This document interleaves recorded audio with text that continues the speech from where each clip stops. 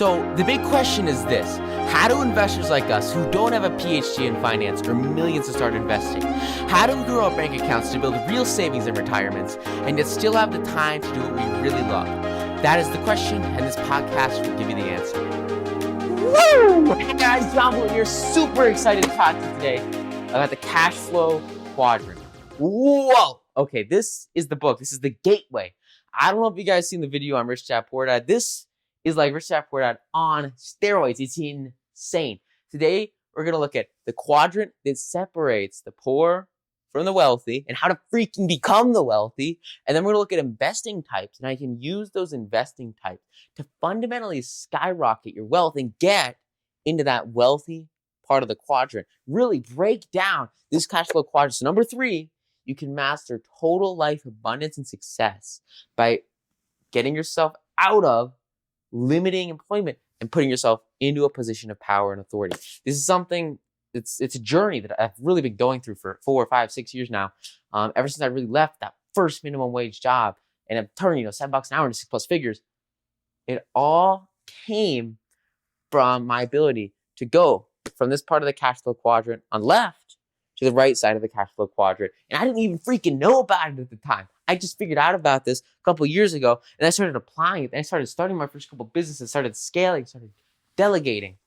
Everything in my life changed the instant that I realized everything I was doing was wrong. I used to be, I was an employee, and then what I found were stocks. And I love stocks, and I was working all the time, trading stocks, managing assets, doing portfolios, and I loved it. But what was the problem? I was in this self-employed area where I wasn't able to get other people to work for me. And I wasn't really having my money work for me so much as I was working for money. And that was a problem.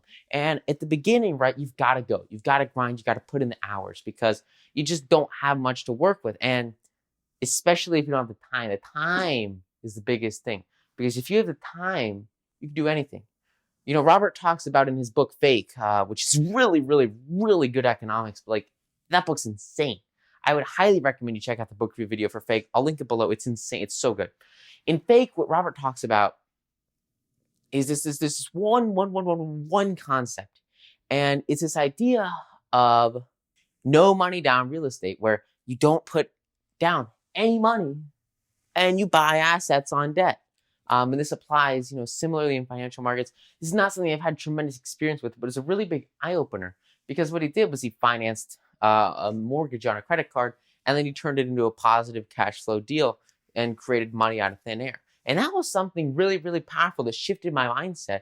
It made me realize that I didn't have to be in this S quadrant because I had the time to learn. And I had the time to understand how to really, really, really, really get to the point where you can run that business and be an investor. So what did I do? I went out, I started my first major national company, started leveraging other people, leveraging services, leveraging products, bringing it all together, kind of like stuff I talk about a little bit more in the 4-hour work week, which I'll link down below. But it's really about this fundamental principle of the cash flow quadrant. So here's the deal. Number 1, right, where most people are is on this side over here with employees, self-employed. You guys probably heard about the cash flow quadrant, but what's really powerful is the fundamental mindset behind it. And this idea of on one side, you're working for money, and on the other side, money is working for you.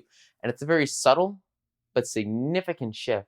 And it's fundamentally changed the way I look at everything I do, because instead of focusing on how many extra hours can I put in today, what I'm thinking of instead is how can I add more value to the marketplace.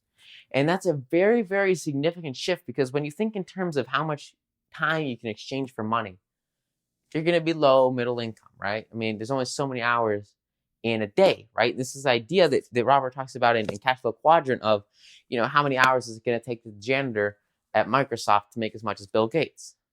Well, what do you think the freaking difference is? Bill Gates, business owner and investor, janitor, employed. They're on different sides of the quadrant. One side of the quadrant, you run a business, you're an investor, you're very, very powerful. You can have a lot of wealth. And a lot of people, they think being an investor is hard. Being a businessman is hard. Look, I'm going to go transition into secret number 2 here because it's very, very, very powerful, okay? What Robert talks about very early in the book and then a little bit later on in the book are the types of investors and how you can go from a type 1 investor to a type 11 investor. How you can go from total newbie to complete master. Now, it's not like, here's how to buy stocks, here's how to buy assets, real estate, invest in ETFs, crap like that. No, it's not about that. It's about mindset. It's about mentality. It's about, here are the steps that you need to personally go through before you even consider the tactics and strategies to actually implement turning your money into more money, turning nothing into money, creating value out of thin air to deliver to the marketplace. Whatever you want to do, this is something that I really, really struggled with when I was starting off with my first couple of businesses and specifically transitioning from self-employed trading to really scaling up, multiplying my money and having it work for me.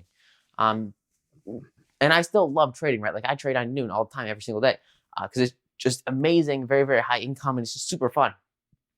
But at the same time, I understand that I'm creating wealth passively. I am attracting wealth into my life as a business owner, as an investor, where it's not my time, right? You're not self-employed working 147 hours a week trying to get in every client phone call you can, because that's not where you want to be, dude.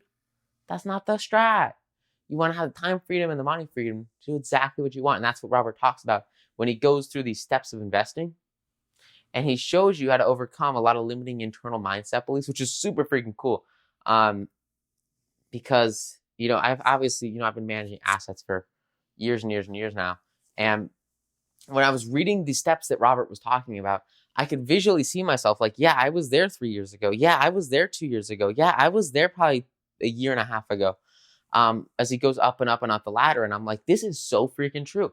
Everything that I've experienced from, going minimum wage to freaking crushing it with the stock market, I went through this process. And same thing with businesses. I went through this process where I started to learn all the exact principles, the mindset shifts that Robert was talking about. Then I realized if I had this book 5 years ago, I could have fundamentally shifted how I approached everything that I do to create income, wealth, success, my life.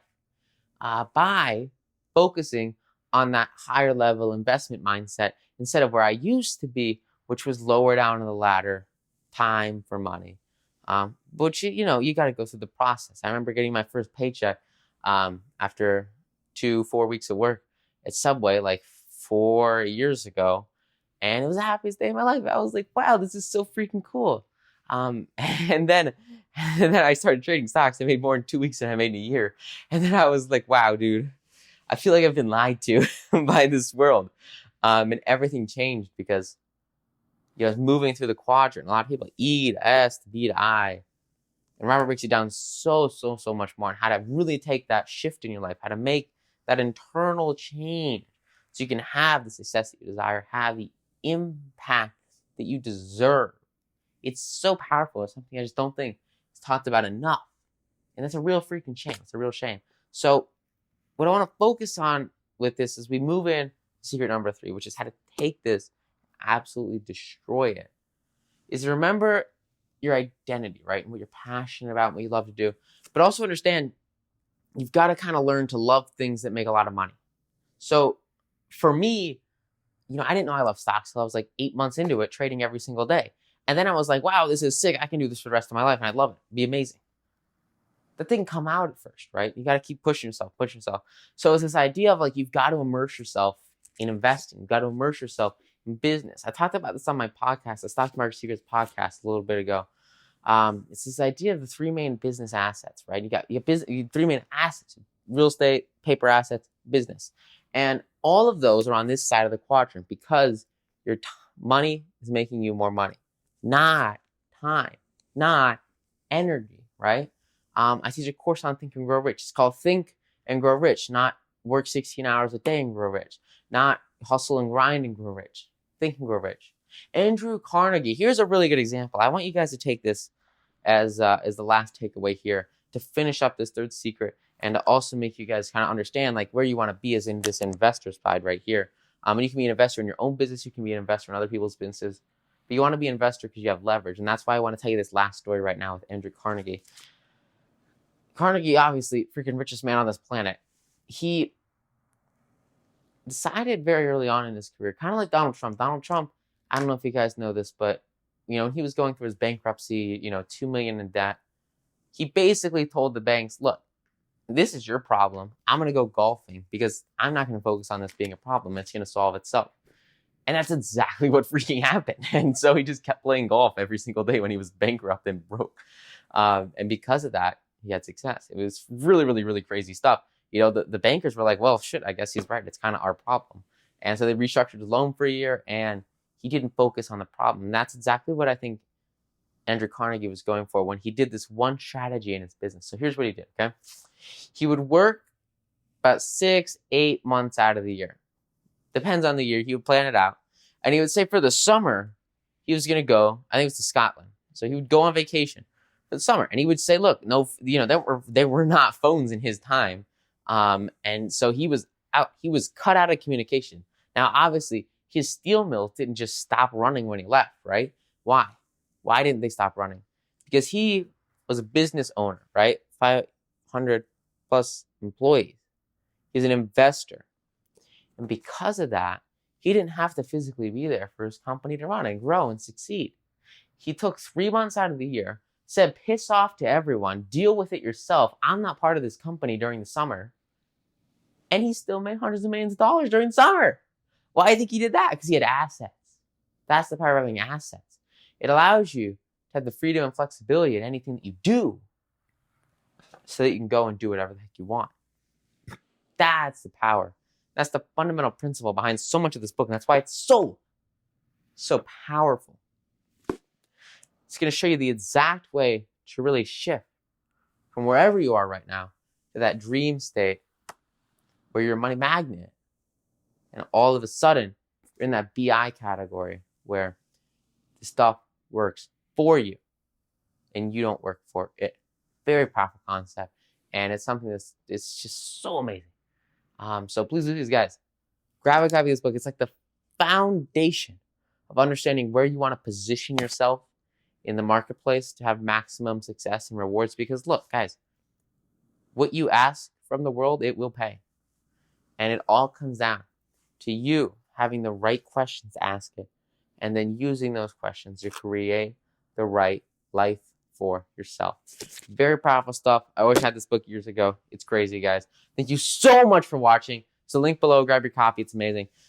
I will see you guys in the next book review video. Please leave a comment. I want to know where you're at on this quadrant. Are you an employee? Are you a business owner? Are you an investor right now? I'm not saying employees bad. I know a lot of employees, they make a lot of money.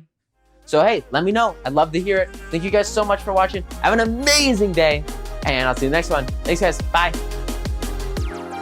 Want more stock market secrets? If so, go get your free copy of my best-selling book, 9 to Noon. You can get your free copy plus $11,176 of unannounced bonuses it took me years to uncover completely for free at 9tonoonsecrets.com.